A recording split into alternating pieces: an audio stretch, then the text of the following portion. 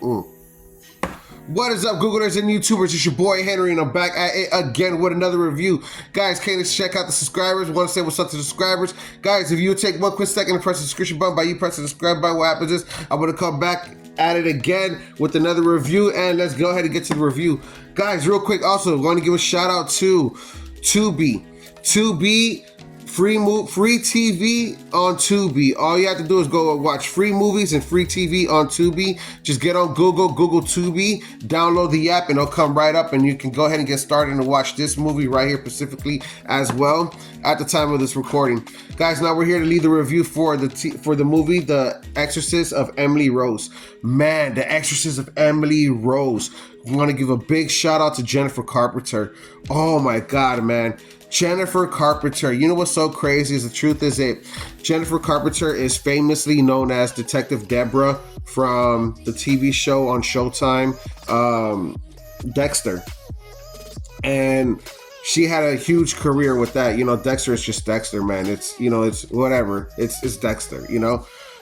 Point is that, you know, she's famously known for Detective Morgan on Dexter, and this movie right here is so fucking crazy because this movie came out, oh man, I don't even have the year it came out, in 2003, I think, 2003, 2004.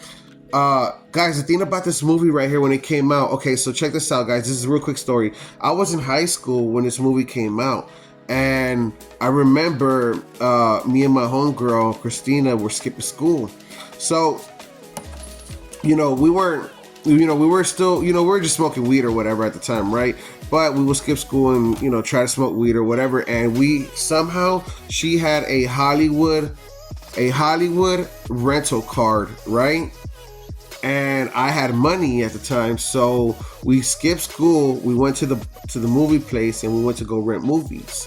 And I swear to God to you, we rented like 3-4 movies. And this was one of the movies that we rented, right? We went back to her place, or we went back to my place. I don't know. We just watched movies, you know, teenage summer love, you know, nothing crazy. So, point is this is one of the movies that we saw, and I remember at the time I'm just watching this movie, and I'm like thinking to myself, like, fuck, it's not that interesting, but I was like, oh, the shots were perfect. I already knew that in the beginning when I was watching it. And when I mean the shots, I mean the pictures. The pictures were awesome. The director gets all the credit in the world, which kind of find out, I think it was his debut directed movie, Scott Dixon or Derrickson.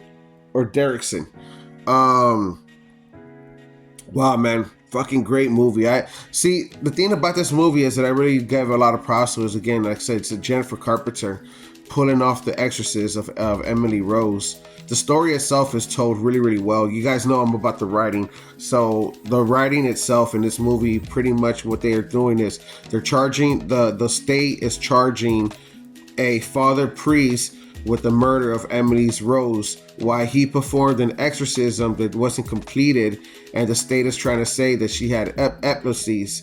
In other words, that she had a disease that's known to have stiff bones and hallucinations and paranoia, pretty much saying that you get scared easily, you stiff up like concrete, you know, you're seeing things that are not real.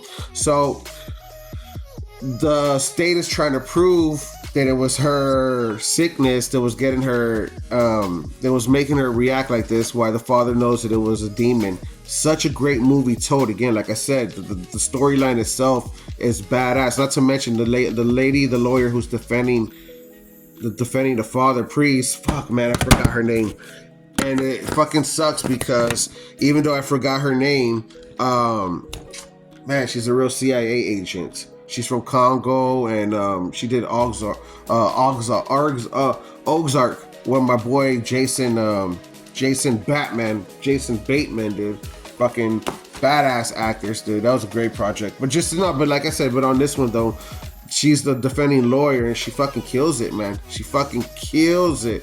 You know, the review is so good on it. I'm not even gonna lie to you. It's one of the great movies that I'm just like, okay, you know, I'm watching this, I'm like, wow, it's again, like I said, I saw this so many years ago, and even I remember seeing it, I remember enjoying it, but not as much as I enjoyed it as an adult, because you're getting the adult things out the way, the adult questions, like, is he telling the truth? Is he not telling the truth? What happened? The father was there. They had a doctor there. They had experts there, intelligent people with credentials of backgrounds of knowledge of saying, hey, we know what the fuck we're talking about. We're experts. This is our field. This is what we do. This is how we get paid. This is how we eat. So when you have somebody like that you're dealing with, you're like, okay, they know, they must know what the fuck they're talking about, right? Okay, cool.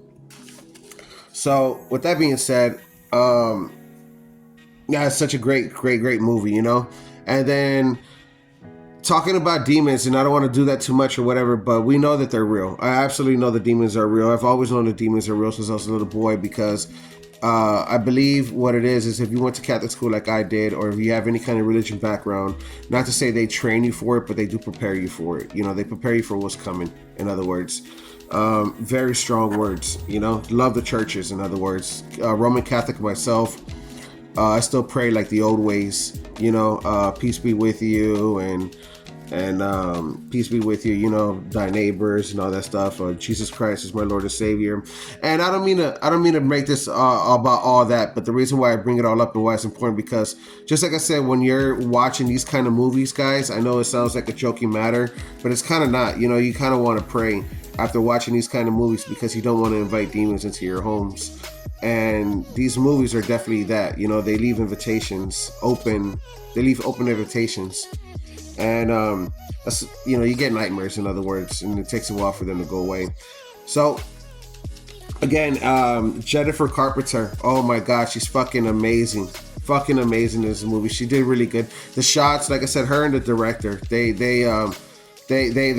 nailed the assignment. So obviously the movie's going to get 5 stars from me. Guys, don't forget to press the Google like, follow, subscribe button. I will catch you guys on the next one. Deuces.